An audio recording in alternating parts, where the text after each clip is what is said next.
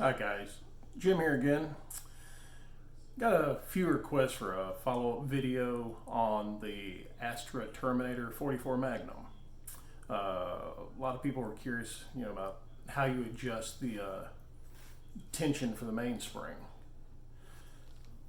Okay, this is the one that the video was on previously. Empty.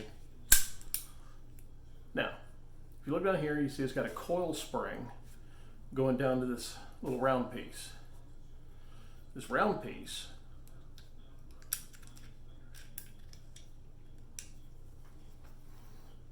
right here, you can see it's got multiple different indentions in it, which gives you 4 different settings for your mainspring tension. You just look at it, decide which one you want.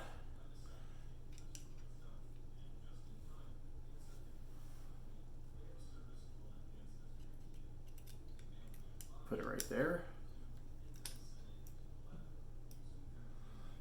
Pop it back in. Function test. And you've got your adjustable trigger weight. It's really a very good setup.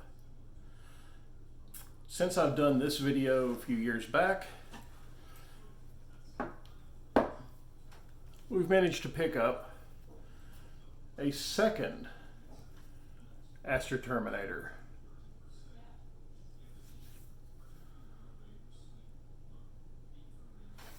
This one is my wife's. We looked for quite a while, and these are not the easiest things to run across. There were a few made, there were a few imported, but not a lot that are out on the market right this second.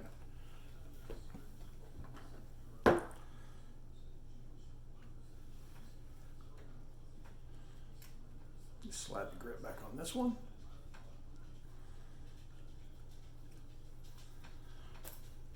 This right here, it's got larger grip. It's more like the Packmeyer gripper, and very good, very comfortable grip to shoot. It's a little bit larger.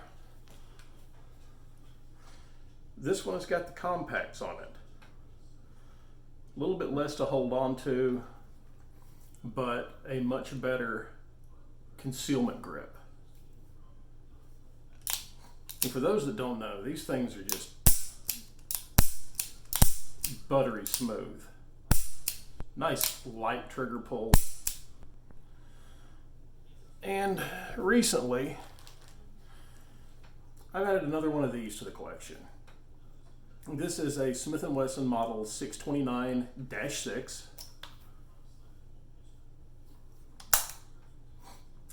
And if you'll notice, it's an in-frame 44 Magnum with non-adjustable fixed sights. This is a specialty run that was made for Cam4, and they did a run of these in the Dash 5 and a run of these in the Dash 6. No one has an actual number on how many of these were produced. They say one of the runs had around 300 done, one of the runs had around 3,000 done, but it goes back and forth on which one was the smaller run, the Dash 5 or the Dash 6, and no one has an actual number on how many of these things were produced. This one, I don't know if it'll show, but if you look in the crane on this one, it says 041. This is the third one of these that I've had. I don't remember what one of them was. It was I think it was a 05 number. The other one was a 046. Since I've had 3 of these 629-6s, and they've all been etched with a 3-digit number in the crane. And all of mine have been pretty much within 10 digits of each other. I'm not going to say this is true, but it leads me to believe that the Dash 6 may have been the lower production run. I don't know. But this right here gives a good chance to compare the Astra to the Smith & Wesson. I mean, I use the same holsters for both of these. You know, fit perfect.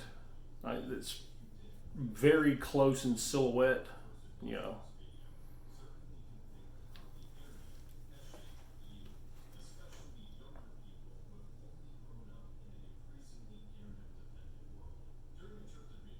Yeah, these are essentially, you know, brother from another mother.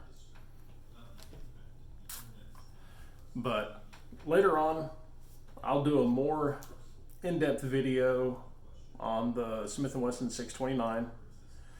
You know, go into it, you know, relate all I know about the history of it, where it came from, and, you know, just deep dive on these a little bit more, because there's not a whole lot of information on them out there, because, you know, there's not many of them out there. So that's just an update.